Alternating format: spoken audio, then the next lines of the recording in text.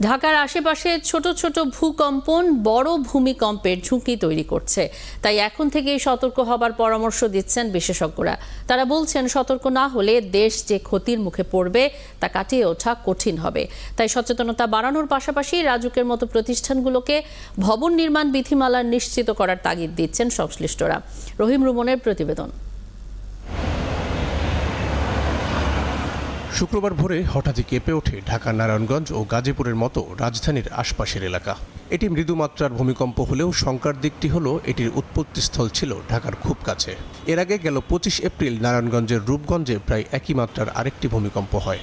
এই ছোট ছোট কম্পনগুলোকে বড় মাত্রার ভূমিকম্পের ইঙ্গিত বলছেন বিশেষজ্ঞরা। বড় ভূমিকম্প হওয়ার আগে বা শক্তিটা বের হওয়ার যে প্রবণতা, সেই প্রবণতারই একটা লক্ষণ এটা দেখা দিচ্ছে। ঢাকা রাজধানী সহ যে ভূমিকম্পের ঝুঁকির মধ্যে রয়েছে, এতে কোনো সন্দেহ নেই। তিনি মনে করেন, বড় কোনো ভূমিকম্প পরবর্তী উদ্ধার পরিকল্পনা কিছুটা থাকলেও করণীয় নিয়ে সচেতন নন দেশের মানুষ।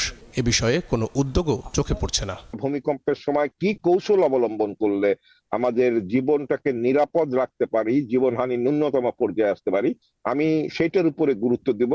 এবং আমি যেটা দেখতে পাচ্ছি যে এই বিষয়ে আসলে দৃশ্যমান কোনো সুনির্দিষ্ট পরিকল্পনা নেই।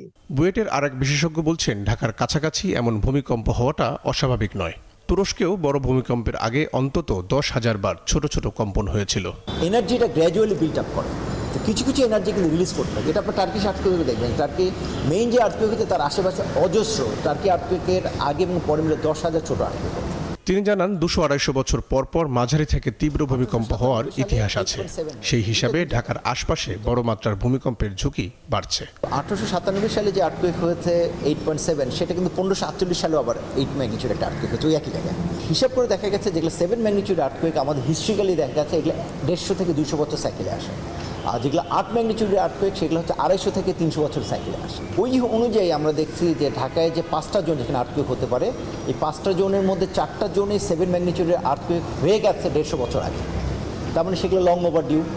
তো আমরা মনে করছি যে এই ছোটো আর্থকুয়েকগুলো ওগুলা জানান দিচ্ছে। বুয়েটের পক্ষ থেকে রাজুককে সবচেয়ে বেশি ঝুঁকিতে থাকা ভবনগুলোকে লাল, মাঝারি ঝুঁকিতে থাকা হলুদ ও ভূমিকম্প সহনশীল ভবনগুলোকে সবুজ রঙে চিহ্নিত করার তাগিদ দেওয়া হয়েছিল, কিন্তু রাজুক সেটি বাস্তবায়ন করেনি। কাঠামোগত নকশাটা ঠিক আছে কিনা সেটা চেক করা ফার্স্ট প্রায়োরিটি, এবং এটা চেক করলে অটোমেটিক্যালি ভূমিকম্পর দিক থেকে চেক হচ্ছে, রাজুকের যে ব্যর্থ আছে সেটাও চেক হচ্ছে। রহিম রুমন, একাত্তর, ঢাকা।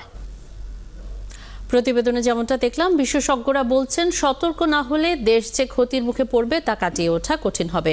বিশেষ করে রাজুকের মতো প্রতিষ্ঠানগুলোকে ভবন নির্মাণ বিধিমালা নিশ্চিত করার তাগিদ কিন্তু সবাই দিচ্ছেন। এই জায়গা থেকেই আজকের আলাপে যেতে চাই এবং আমাদের সাথে যুক্ত আছেন নগরবিদ ও স্থপতি ইকবাল হাবিব।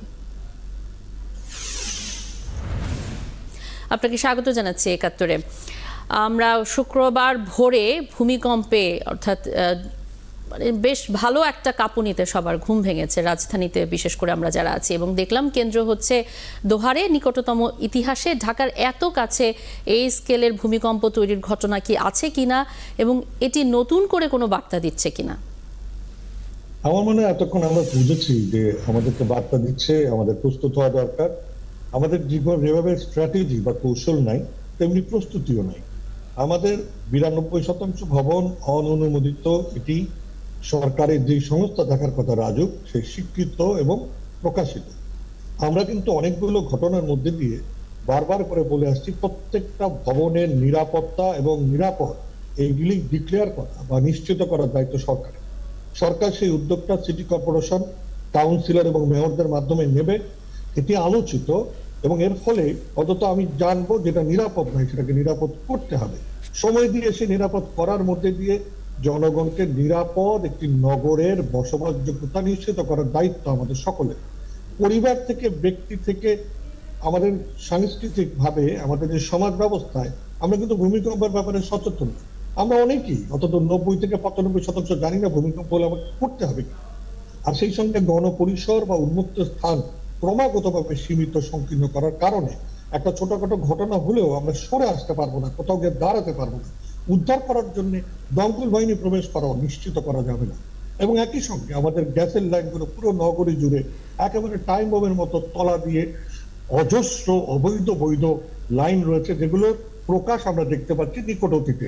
এবং সেই সঙ্গে আমাদের জি, এইটি আপনি নানান ধরনের সংকট যার মধ্য দিয়ে আমরা আছি এবং বড় ধরনের একটি ভূমিকম্প হলে সেটি আসলে যে কত বড় একটি বিপর্যয় নিয়ে আসতে পারে সেই বিষয়টি আপনি তুলে ধরছিলেন। আমরা দেখেছি বিশেষজ্ঞরা বিভিন্ন সময় কথা বলেছেন, আপনারা কথা বলছেন, এবং বুয়েটের পক্ষ থেকে রাজুককে সবচেয়ে বেশি ঝুঁকিতে থাকা ভবনগুলোকে লাল, যেগুলো মাঝারি ঝুঁকিতে আছে সেগুলোকে হলুদ, এবং ভূমিকম্প সহনশীল ভবনগুলোকে সবুজ রঙে চিহ্নিত করার তাগিদ দেওয়া হয়েছিল, কিন্তু রাজুক সেটি বাস্তবায়ন করেনি। এই জায়গাটি নিয়ে আপনার পর্যবেক্ষণ জানতে চাই। রাজুকের পক্ষে এটা সম্ভব না, লোকবল নেই, তার জন্য রাজনৈতিক অঙ্গীকার এবং সদিচ্ছাও নেই। এটি নিয়ে সরাসরি ভোটে নির্বাচিত একমাত্র সিটি কর্পোরেশনের পক্ষে করা সম্ভব। রাজুক সহ সকল সেবা সংস্থাকে নিয়ে এটি এখনই শুরু করা দরকার, এবং সেই উদ্যোগ সরকার নিচ্ছিল, কিন্তু এর প্রায়োগিক ক্ষেত্রে প্রাধিকার দিচ্ছে না। এই ভূমিকম্পের সতর্কতাগুলো আমাদের সেই প্রায়োগিক সতর্কতায় আমাদের গুরুত্বকে আরো অগ্রাধিকার দেখ, এবং আমরা প্রত্যেকটা ভবন জরিপের মাধ্যমে আমরা শুধু চিহ্নিতকরণ না, বরং চিহ্নিতকরণের পাশাপাশি সেগুলোকে পুনর্দৃঢ়করণ অথবা প্রয়োজন হলে ভেঙে ফেলার মাধ্যমে নিরাপদ নগর এবং নগর ব্যবস্থা নিশ্চিত করা অত্যন্ত জরুরি। আমাদের থেকে নিরাপত্তার মধ্যে দিয়ে বসবাস করার অধিকার রয়েছে সাংবিধানিকভাবে।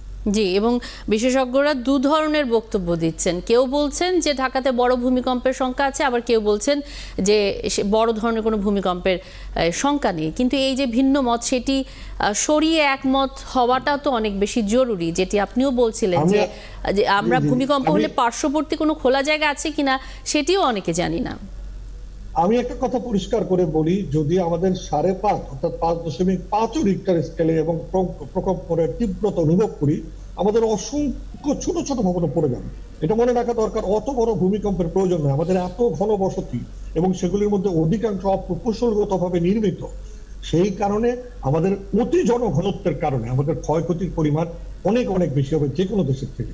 তো টার্কিতে যেখানে হয়েছে সেখানে এত জনঘনত্ব ছিল না, সে কারণে আমাদের সাবধানতা, প্রস্তুতি এবং কৌশল অনেক দ্রুত প্রাধিকার দিয়ে করা প্রয়োজন। এটি নিয়ে আর কোনো ধরনের দ্বিধাদ্বন্দ্ব থাকার কোনো সুযোগই নেই। অনেক ধন্যবাদ ইকবাল হাবিব আমাদের সাথে যুক্ত হবার জন্য। নগরবিদ এবং স্থপতি ইকবাল হাবিব যুক্ত ছিলেন আমাদের সাথে, ভূমিকম্পের ঝুঁকি নিয়ে কথা বলছিলাম।